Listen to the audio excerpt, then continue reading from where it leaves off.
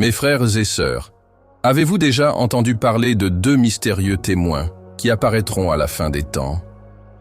Beaucoup passent rapidement sous silence cette prophétie, comme s'il s'agissait d'un simple détail perdu dans l'Apocalypse. Mais ce n'est pas le cas. C'est l'une des révélations les plus effrayantes et en même temps les plus porteuses d'espoir que mon Père ait laissées à l'humanité. Deux personnages se tiendront devant le monde entier avec le pouvoir de fermer les cieux, de frapper la terre de fléaux et de prononcer des paroles que nul ne pourra taire. Pendant 1260 jours, la planète entière verra et entendra leur message.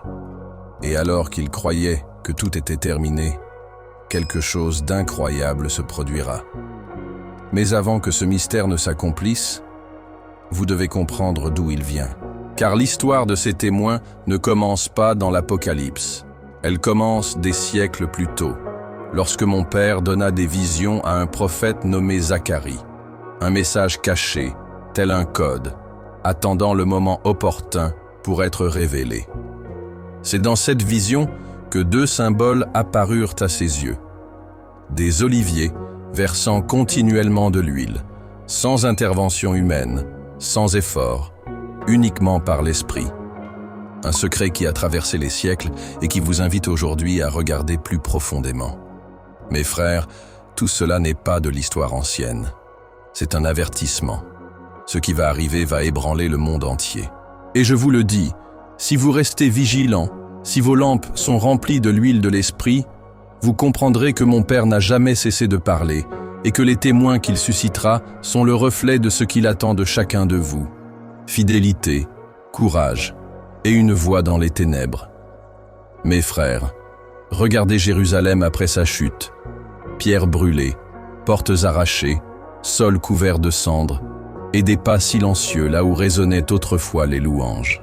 Babylone ne s'est pas contentée de prendre des objets en or, elle a exigé du courage, brisé le chant et blessé la mémoire. Hommes, femmes et enfants ont suivi en rang, apprenant à survivre au goût amer de l'exil. Beaucoup pensaient que l'histoire d'Israël s'arrêterait là. Mais mon Père écrit des chapitres quand tout le monde jure qu'elle est terminée. Au moment opportun, il a touché le cœur d'un roi étranger. Cyrus, qui ignorait les secrets du ciel, a signé un décret et a dit « Retournez », et ils sont revenus. Cependant, leur retour n'a pas été une fin heureuse, c'était un début douloureux. Ils ont trouvé des murs arrachés, le temple en ruine, et la foi dispersée comme la poussière par le vent. Quiconque a déjà reconstruit quelque chose à partir de décombres le sait. La fatigue courbe le dos avant que la pierre ne touche le lieu. Écoutez maintenant la leçon. Quand tout semble irréparable, mon Père n'envoie pas d'abord des briques, il envoie du sens. Le but précède toujours la reconstruction. Demandez-vous, que faut-il restaurer en vous avant que des murs puissent s'élever? Si l'espoir souffle encore, même faible, alors ce n'est pas fini.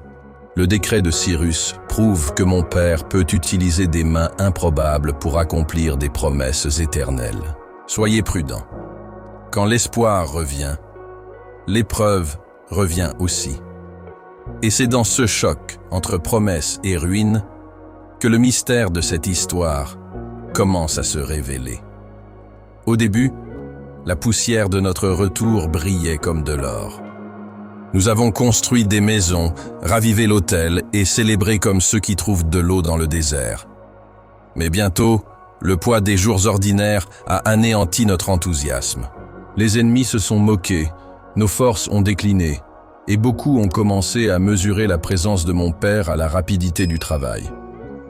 Quand les murs ont résisté, la foi a vacillé.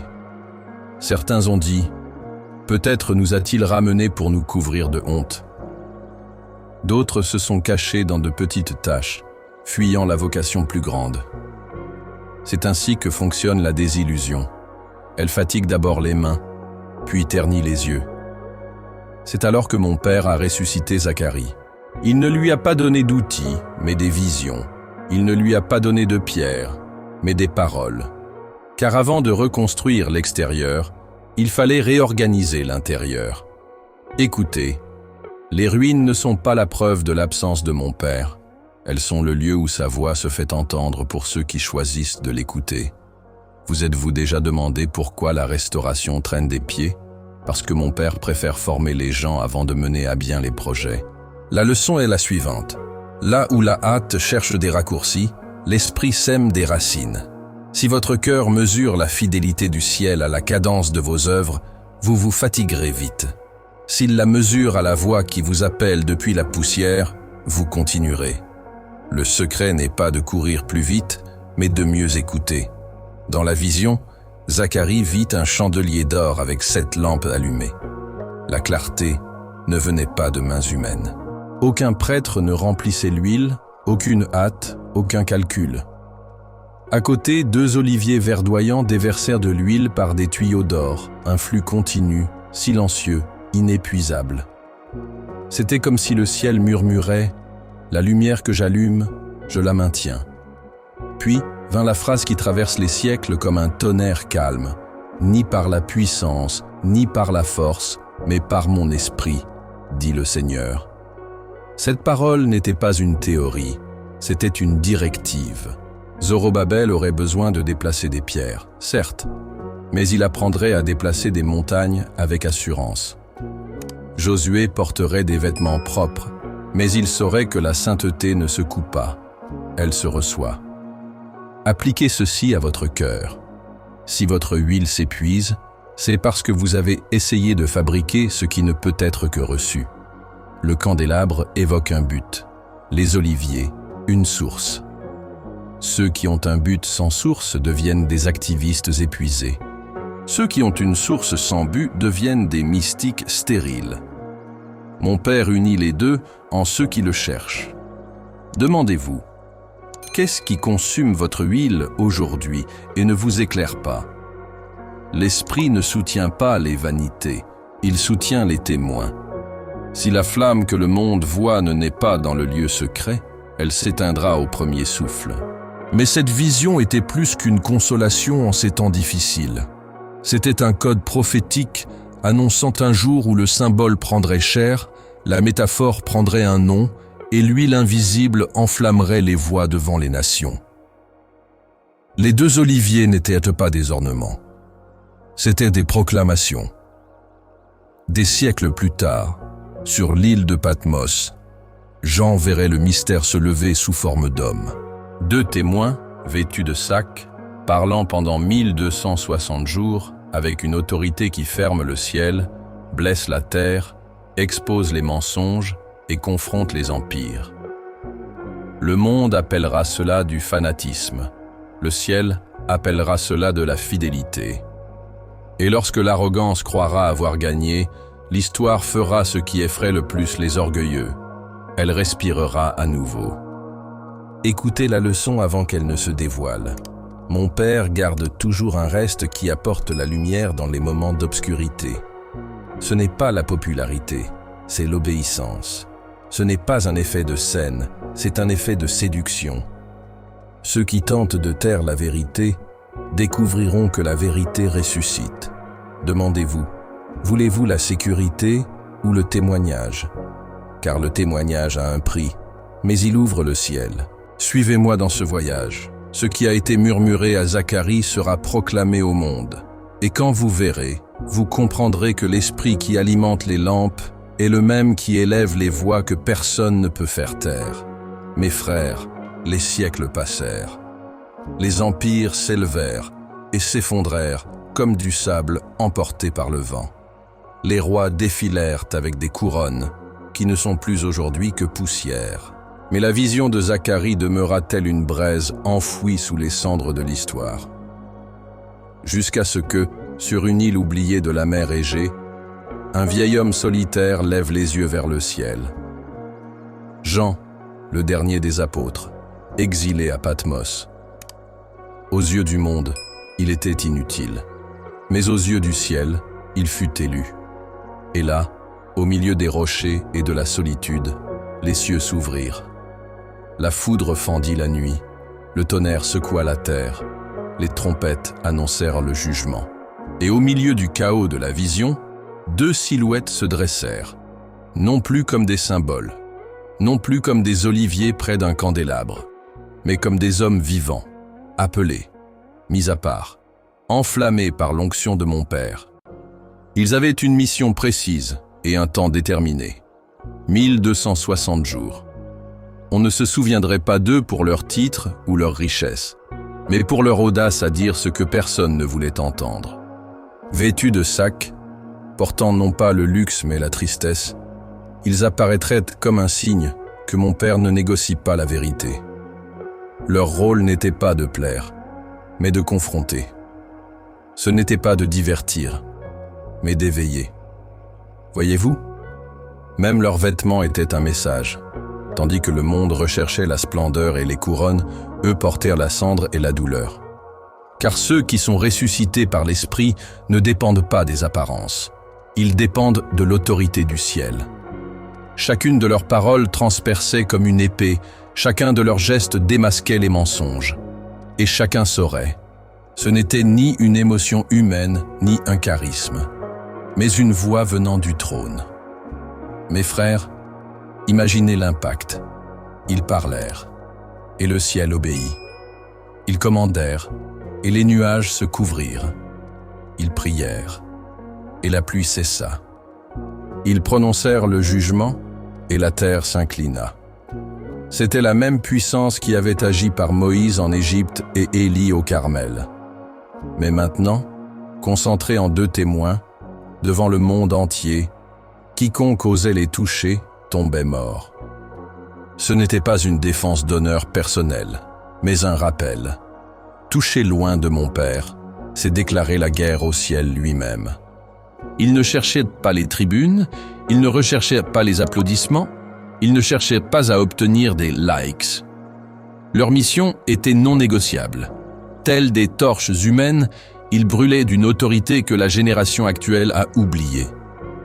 Ce que le monde considérait comme du fanatisme, le ciel l'appelait fidélité. Alors, l'inévitable question se pose. Qui sont ces témoins? Sont-ils des hommes qui ont vécu, ramenés pour accomplir ce qui était resté inachevé?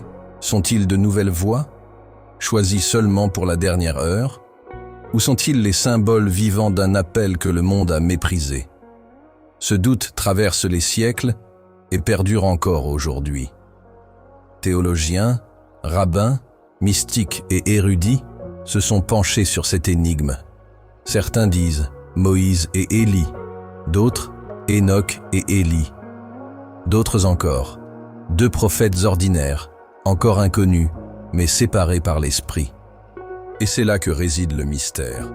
Leur identité peut être débattue, mais l'impact de leur mission sera impossible à nier. Car lorsque mon Père élève des voix, peu importe d'où elles viennent, ce qui compte, c'est qui les soutient. Mes frères, pour comprendre ce mystère, il nous faut remonter aux sources de l'histoire. La première théorie concernant les témoins évoque Moïse et Élie. Moïse, le législateur, qui affronta Pharaon et apporta des plaies en Égypte, qui leva son bâton devant la mer, et les eaux se séparèrent, qui gravit le Sinaï au milieu de la fumée et du tonnerre, et reçut de mon Père les tables de la loi. Élie, le prophète de feu, qui défia les rois, affronta seul 450 prophètes de Baal et ferma les cieux par sa prière. Il fut emporté sur un char de feu, sans connaître la mort. Moïse et Élie sont apparus avec moi sur le mont de la Transfiguration, représentant la loi et les prophètes. Et dans l'Apocalypse, les signes attribués aux témoins sont les mêmes. Plaies, cieux fermés, eaux changées en sang. Coïncidence? Ou confirmation que la vieille voix reviendra avec une vigueur nouvelle? Mais il existe une seconde hypothèse, tout aussi convaincante. Certains disent Enoch et Élie. De tous les hommes, seuls ces 2-là n'ont pas connu la mort. L'Écriture déclare « Il est réservé aux hommes de mourir une seule fois ». Si ce principe est immuable, alors Enoch et Élie doivent revenir. Enoch, le prédicateur du jugement, qui a marché avec mon Père jusqu'à son enlèvement. Élie, le prophète enlevé dans la gloire. Étaient-ils appelés à accomplir ce qui restait ouvert, à vivre, à témoigner et finalement à mourir? Cette théorie est comme une clé qui s'insère parfaitement dans la serrure du temps. Car mon père ne laisse rien d'incomplet. Là où le cycle de la vie n'est pas achevé, l'horloge éternelle rappellera l'acte final. Et si cela est vrai, mes frères, alors les témoins ont déjà été choisis depuis l'aube de l'humanité. Une troisième possibilité résonne parmi les érudits. Peut-être ne s'agit-il pas de personnages du passé, mais d'hommes nouveaux, encore inconnus, qui surgiront en temps voulu. Tout comme Noé fut appelé au milieu de la corruption, Moïse ressuscité du désert et Jean-Baptiste sorti du silence de 400 ans, de même 2 prophètes sans précédent pourraient surgir, préparés dès leur naissance pour ce moment ultime. Nul ne connaît leur nom, leurs origines, ni leur visage. Ils sont peut-être vivants maintenant, cachés, attendant l'appel. Ils ne sont peut-être même pas encore nés, mais le ciel les connaît déjà et l'enfer les craint déjà. Car ce qui définit les témoins, ce n'est pas leur histoire humaine, mais l'onction qu'ils portent. Et l'esprit de mon Père suffit à susciter de nouvelles voix, remplies d'huile fraîche, capables d'embraser le monde de vérité. Mes frères, qui que vous soyez, une chose est sûre, lorsque vous vous lèverez, vous porterez une autorité indestructible. Elle ne viendra pas des institutions, ne naîtra pas de titres, ne dépendra pas de systèmes humains. Ce sera une onction réelle, ardente, non négociable. Pendant 3 ans et demi, vous serez la plus grande nuisance sur Terre. Les gouvernements tenteront de vous réduire au silence, les chefs religieux vous accuseront, les puissances économiques vous rejetteront. Mais rien ne vous arrêtera, car vous ne parlerez pas de vous-même, mais de la voix qui résonne du trône. Vous rendez-vous compte? Le monde moderne ne sait plus ce qu'est la véritable autorité spirituelle. Mais lorsque ces témoins se lèveront, personne ne pourra la nier. Leurs paroles trancheront comme le feu dans la terre sèche, et chaque phrase révélera des mensonges cachés depuis des siècles. C'est la marque de la véritable onction. Elle ne recherche pas les applaudissements, mais suscite la peur. Mes frères, lorsque ces témoins apparaîtront, ils auront un délai fixé par le ciel. 1260 jours. Ce ne sera pas un moment aléatoire, mais une horloge rythmée par le trône de mon Père. 3 ans et demi durant lesquels leurs voix résonneront sans relâche. Imaginez, chaque jour, devant les nations, leurs paroles seront comme un marteau qui brise les rochers. Ils ne seront pas vêtus d'honneur, mais de sacs, des vêtements de deuil, signalant que leur mission n'est pas de divertir, mais de confronter. Tandis que le monde recherche l'apparence et la gloire, ils porteront des haillons qui implorent la repentance. Leurs yeux ne rechercheront pas les applaudissements, mais la vérité. Et chacun de leurs gestes rappellera que le ciel ne se plie pas aux normes de la terre. Sentez-vous le poids de tout cela? 3 ans et demi de confrontation directe avec les gouvernements, les religions et les systèmes. Le monde tentera de justifier cela par du fanatisme, mais au fond, ils sauront. C'est la voix de l'esprit, et aucun mur ne peut faire taire le vent. Le sac qu'ils portent, mes frères, n'est pas un détail sans importance. C'est un symbole de deuil, de jeûne, de cri. Tandis que les rois portent la pourpre et la couronne, ils marchent dans la cendre et la poussière. Car leur mission n'est pas celle de l'ostentation, mais celle d'une lamentation prophétique. Ils se lèvent pour pleurer les péchés du monde, pour dénoncer l'arrogance des nations qui ont oublié le Créateur. Le monde, habitué au spectacle, ne comprendra pas. Il demandera « Où est l'éclat? Où sont les titres ?» Mais leur éclat viendra de l'onction invisible, et leur titre sera « Témoin du Très-Haut ». Mes frères, comprenez, le sac est plus puissant que l'or. Car si l'or recherche les applaudissements, la lamentation recherche la repentance. Quiconque les regarde verra des hommes ordinaires, mais quiconque entend leur voix ressentira le poids de l'éternité. La leçon est claire. L'esprit de mon Père n'a jamais eu besoin d'ornements pour être glorieux. Avez-vous déjà imaginé, mes frères, voir des hommes parler et le temps obéir? Qui élève la voix, et les cieux se ferment. Qui crie, et la terre est frappée de plaies. Il en sera de même pour les deux témoins. Comme Moïse frappa l'Égypte et Élie ferma les cieux, de même ils auront autorité pour déplacer les éléments par leurs paroles. Non par magie, mais par l'esprit. Leurs prophéties ne seront pas des discours, mais des décrets célestes. Quiconque osera lever la main contre eux mourra aux yeux de tous. Et le monde verra qu'il ne s'agit pas de théâtre, mais d'une véritable puissance. Ils seront comme des torches humaines, portant un feu inextinguible. Comprenez-vous ce que cela signifie ? Que la terre entière sera témoin de ce que l'homme moderne a oublié. L'autorité spirituelle n'est pas un mythe, ni un souvenir du passé. C'est une flamme vive, et quand mon Père souffle, personne ne peut résister. Mais souvenez-vous, mes frères, ils n'agiront pas sous l'effet de l'émotion. Ils ne rechercheront pas la gloire, ils ne se vendront pas aux foules. Ils ne se battront pas pour conquérir la scène, mais pour honorer celui qui siège sur le trône. Tandis que le monde les qualifie de radicaux, le ciel les appelle fidèles. Leurs paroles détruiront les mensonges, leurs gestes dénonceront la corruption, et leurs yeux brûleront d'une flamme infaillible. Ils n'appartiendront ni à des religions organisées, ni à des partis humains, mais à l'esprit qui les a oints. Telle est la marque de tout véritable témoin. Non pas aux applaudissements, mais à la vérité. Mes frères, réfléchissez. Combien aujourd'hui recherchent la reconnaissance plutôt que la fidélité? Combien façonnent leurs paroles au goût de la foule? Mais ces témoins ne négocieront pas. Leur vocation sera inébranlable, inflexible, irréversible. Ils rappelleront au monde que la fidélité n'est pas confortable, mais glorieuse.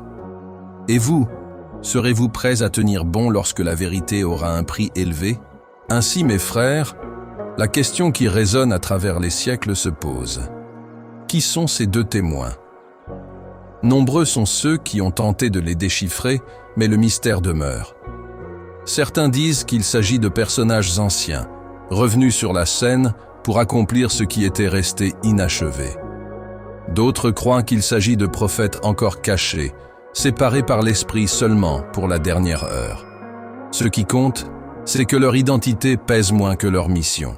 Car lorsque le monde entier sera ébranlé par leurs paroles, il ne fera aucun doute qu'ils sont venus du ciel. Considérez. Combien de fois l'homme gaspille-t-il son énergie à chercher des noms, des visages et des dates, sans se préparer à entendre le message? Le plus grand secret n'est pas qui ils sont, mais ce qu'ils représentent. La preuve que mon Père n'est jamais sans voix sur terre.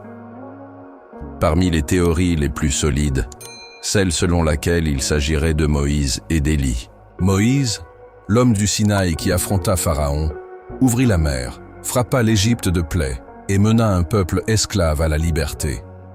Élie, le prophète qui fit descendre le feu du ciel, ferma les nuages par sa prière, défia des centaines de faux prophètes et fut emporté sur un char enflammé. Tous deux étaient avec moi, sur le mont de la transfiguration, représentant la loi et les prophètes aux yeux des disciples. Et dans l'Apocalypse, les signes des deux témoins sont identiques aux leurs. Eaux changées en sang, plaies sur la terre, cieux fermés. Mes frères, est-ce une coïncidence? Ou une confirmation que mon Père a préparé dès le commencement le retour de ces deux hommes pour le grand acte final de l'histoire? Mais il existe aussi l'hypothèse qu'il s'agisse d'Enoch et d'Élie. Souvenez-vous, de tous les hommes, seuls ces deux-là n'ont pas connu la mort. Enoch, qui marcha avec mon Père jusqu'à son enlèvement, et Élie, qui fut emporté dans un tourbillon de gloire. L'Écriture déclare « Il est réservé aux hommes de mourir une seule fois ». Si cela est vrai, alors peut-être ces deux-là doivent-ils revenir pour compléter le cycle. Comprenez-vous la logique? Ne serait-ce pas la justice divine que ceux qui ont échappé à la mort y reviennent pour l'affronter, comme tout le monde? Cette théorie résonne fortement parmi les érudits, car elle souligne la perfection de l'ordre de mon Père. Rien n'est laissé inachevé, rien ne reste sans réponse. Enoch et Élie, les deux voix qui n'ont pas connu la tombe, ont peut-être besoin de raisonner une dernière fois avant la fin des temps. Il existe une autre possibilité, mes frères, tout aussi puissante. Il ne s'agit pas de personnages familiers, mais de 2 nouveaux prophètes, suscités spécialement pour cet instant. Tout comme Noé fut appelé au milieu de la corruption, comme Moïse sorti du désert, et comme Jean-Baptiste apparut après des siècles de silence, ainsi 2 hommes simples peuvent émerger, d'origine commune, mais remplis de l'esprit. Peut-être sont-ils déjà vivants, cachés, se préparant en silence. Peut-être ne sont-ils pas encore nés, mais le ciel les connaît déjà, et l'enfer les craint déjà. C'est ainsi que mon Père agit. Il élève des voix spécifiques pour des temps précis. Et si c'est le cas, ces témoins n'auront pas besoin d'un passé pour légitimer le présent. Leur autorité viendra de l'huile fraîche répandue par l'Esprit. La leçon est claire, peu importe le nom ou la lignée, c'est l'onction qui compte. Le monde les reconnaîtra, non pas à leur visage, mais à la puissance qu'ils portent. Mes frères, quelle que soit la théorie qui semble la plus convaincante, une chose est sûre, lorsque ces témoins émergeront, le monde verra quelque chose qu'il a oublié depuis longtemps. Véritable autorité spirituelle, ils ne dépendront pas des institutions religieuses, ne porteront pas de titres pompeux, ne rechercheront pas d'alliances politiques. Leur voix ne sera pas façonnée pour des discours agréables, mais sera un marteau qui brise les rochers. Pendant 3 ans et demi, ils deviendront la pire nuisance sur Terre. Les gouvernements tenteront de les réduire au silence, les intellectuels se moqueront d'eux, les foules les rejetteront, mais rien n'y fera. Vous rendez-vous compte ? Ce qui les soutiendra ne sera pas la force humaine, mais la présence de l'esprit. Et voici la leçon pour vous. La véritable autorité ne vient pas des positions ni des applaudissements, mais de l'intimité avec mon Père. Le monde peut les ignorer, mais lorsqu'il les oint, personne ne peut se taire. La voix de ces témoins sera comme un feu dans un champ aride. Chaque mot révélera des mensonges cachés, chaque phrase dévoilera des alliances cachées. Et lorsqu'ils parleront, des empires entiers trembleront. Le monde moderne, habitué aux discours creux et aux dirigeants manipulables, sera confronté à quelque chose qu'il ne peut contrôler. Des campagnes de diffamation seront lancées, des gouvernements tenteront de les renverser, des forces militaires encercleront leur vie, des attaques numériques et des menaces viendront de toutes parts.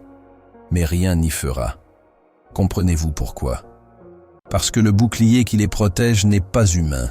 C'est le même qui a soutenu Daniel dans la fosse aux lions, Élie sur le Carmel et Moïse devant Pharaon. Le secret est le suivant. Lorsque l'appel vient du ciel, aucune stratégie terrestre ne peut l'éteindre. Ceci est également valable pour vous. N'ayez pas peur lorsque le monde se dresse contre votre foi. Si la voix qui parle en vous vient de l'esprit, elle ne se taira jamais. Mais il y aura un temps fixé, et lorsque l'horloge sonnera, la protection sera levée. Mes frères, l'Apocalypse annonce, la bête surgira de l'abîme. Ce ne sera pas un dirigeant ordinaire, ni un simple système humain, mais une entité des ténèbres, puissante et trompeuse. Elle ne viendra pas dialoguer, mais faire la guerre. Et elle combattra les 2 témoins, non pas en secret, mais aux yeux du monde. Pour la première fois, ils ne gagneront pas la bataille. La bête les vaincra et les tuera, publiquement. Imaginez le choc. Ceux qui semblaient invincibles sont désormais tombés. Le monde verra leur corps exposés dans les rues de Jérusalem, non pas la Jérusalem de la paix, mais celle que l'on appelle spirituellement Sodome et l'Égypte, le lieu même où j'ai été crucifié. Le théâtre du plus grand sacrifice de l'histoire sera aussi celui de la plus grande parodie spirituelle de la fin des temps. Et alors viendra le comble de l'arrogance humaine. Leurs corps ne seront pas récupérés. Il n'y aura ni deuil, ni enterrement. Pendant 3 jours et demi, ils resteront exposés au regard, tels des trophées de haine. Des caméras diffuseront en direct, des drones survoleront le ciel, et le monde célébrera. Fêtes, rires, chants de victoire, mèmes et produits dérivés surgiront. On les traitera de fanatiques, d'hérétiques, de terroristes vaincus. La bête sera exaltée comme un héros mondial, comme celle qui a finalement réduit au silence les prophètes gênants. Mes frères, imaginez les ténèbres spirituelles de cette époque. La planète entière célébrant la mort de la vérité. Ce sera la grande épreuve pour l'humanité. Choisir entre célébrer la chute de la lumière ou pleurer le triomphe momentané des ténèbres. Mais ce que personne ne s'attend, c'est qu'au terme de ces 3 jours et demi, le silence du tombeau sera brisé par le souffle de vie. 3 jours et demi. Ce sera le temps du silence. Les corps des témoins resteront étendus dans les rues, les fixant d'un regard moqueur. À chaque heure qui passera, le monde sera convaincu que la vérité est morte. Les chaînes de télévision diffuseront des images en boucle, les commentateurs diront que la foi est définitivement tombée, que le fanatisme a été vaincu. Les enfants grandiront en se souvenant de la fête qui s'est moquée des prophètes. Mais mes frères, l'horloge de mon Père ne tarde pas. Le souffle qui a créé Adam de la poussière existe toujours. Et quand le moment sera venu, Jérusalem sera le théâtre de quelque chose qui ne s'est jamais produit auparavant aux yeux des nations. Une résurrection vivante devant des millions de personnes. Ce sera la preuve que mon Père peut transformer le plus grand spectacle d'humiliation en la plus grande proclamation de gloire. Puis, alors que plus personne ne s'y attendait, un vent souffle. Pas un vent ordinaire, mais le souffle du Créateur. Les nuages bougent étrangement. Le ciel s'assombrit et l'atmosphère s'alourdit, comme si l'univers retenait son souffle. Les caméras tremblent, les drones perdent le signal, les commentateurs se taisent. Soudain, l'un des corps bouge. Un doigt, puis un bras, et bientôt les 2 prophètes se lèvent. Ils se lèvent, non pas comme s'ils sortaient du coma, mais comme des guerriers s'éveillant à la victoire. Leurs yeux brillent de vie, leurs robes chargées de gloire. Le monde entier regarde, et la moquerie se transforme en panique. Les rires en cris, la célébration en désespoir. Car ce qui semblait être une défaite est, en réalité, un triomphe. Et chaque œil verra que mon Père a toujours le dernier mot. Au milieu de la stupeur, une voix retentit du ciel. Ce n'est pas un bruit ordinaire, mais un tonnerre qui perce le firmament et ébranle la terre. « Montez ici !» Les témoins lèvent les yeux et obéissent. Nul besoin d'elle, car un nuage de gloire les enveloppe, le même qui est descendu sur le Sinaï, qui a rempli le tabernacle, qui m'a enveloppé dans la transfiguration. Et aux yeux du monde, il s'élève. Ce qui aurait été un spectacle d'humiliation devient une proclamation de victoire. Le ciel honore ceux que le monde a rejetés. Les caméras s'éteignent, les drones tombent, les cœurs s'effondrent. Car il n'y a pas moyen de l'expliquer. Mes frères, cette scène sera le sceau de mon Père. Même lorsque tout semble perdu, il ressuscite, il relève, il exalte. L'enfer peut célébrer un temps, mais le ciel clôt toujours l'histoire dans la gloire. Et quel est l'avertissement de cette révélation? Que la fidélité est coûteuse, mais qu'elle vaut l'éternité. Les 2 témoins n'ont pas été appelés à plaire, mais à ébranler. Leur mission a montré que la vérité peut être persécutée, moquée, voire tuée, mais jamais effacée. Ils sont un miroir pour chaque génération. Un rappel que la véritable onction ne vient pas de la scène, mais de la présence. Elle ne naît pas des applaudissements, mais du renoncement. Elle ne s'épanouit pas dans le confort, mais dans le courage de rester là où tous les autres fuient. Mes frères, réfléchissez. Avez-vous cherché l'huile véritable ou vivez-vous de l'approbation des hommes? Lorsque le monde entier vous envahira, ferez-vous partie de la foule célébrant la mort de la vérité ou serez-vous parmi ceux qui attendent le souffle de vie? Car, au final, ce ne seront pas les populaires qui resteront, mais les fidèles qui ont dit « Oui, Seigneur, me voici ». Mes frères, les 2 témoins ne sont pas de simples figures d'une vision lointaine. Ils sont un miroir pour chaque génération. Ils représentent la fidélité au milieu des moqueries, le courage au milieu des persécutions, la vérité au milieu des ténèbres. Ils nous rappellent que mon Père n'est jamais sans voix sur terre. Il y aura toujours quelqu'un avec une lampe allumée, quelqu'un rempli de l'huile de l'esprit, quelqu'un qui ne s'est pas vendu, qui n'est pas resté silencieux, qui ne s'est pas corrompu. Et peut-être que cette personne dont le ciel parle, c'est vous. Comprenez-vous ce que signifie cette révélation?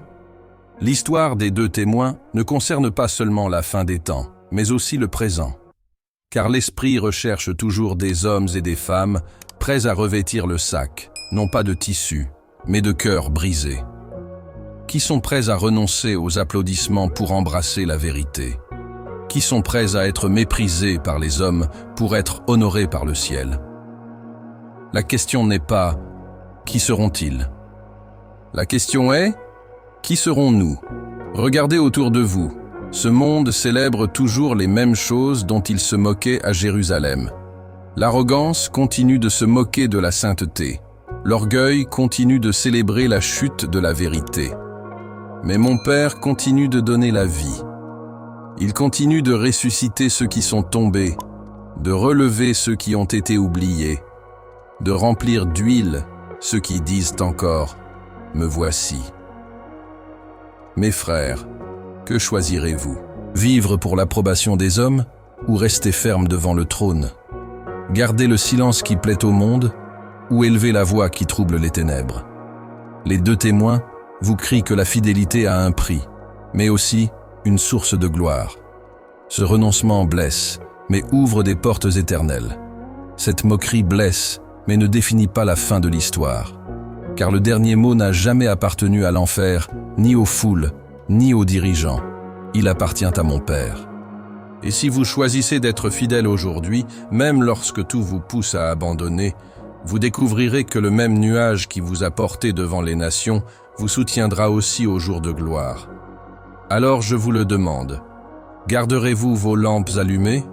Chercherez-vous l'huile véritable, non pas celle qui brille aux yeux du monde, mais celle qui brûle en secret? Resterez-vous, même lorsque tout s'écroulera autour de vous?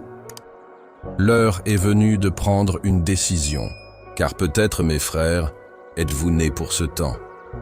Peut-être êtes-vous appelés à être des voix dans le désert, une lumière dans les ténèbres, des chandeliers qui ne s'éteindront pas dans l'apostasie. Le ciel recherche encore des témoins. Et la question qui résonne maintenant est simple et éternelle. Répondrez-vous? Mes frères, si vous êtes restés jusqu'à la fin et que vous avez profité de ce moment que nous avons partagé ensemble, je vais vous demander encore une fois de nous aider à grandir et à atteindre plus de personnes. Abonnez-vous à cette chaîne, partagez cette vidéo avec vos amis et vos proches, diffusez du contenu de qualité autour de vous. Cela ne fera pas seulement du bien à votre cœur, mais aussi à chaque personne que ce message pourra toucher. Je vous souhaite une journée pleine de paix, que mon Père bénisse et prenne soin de chacun de vous. Et n'oubliez pas, nous nous retrouverons très bientôt pour un nouveau moment de partage et de connaissance ici sur cette chaîne.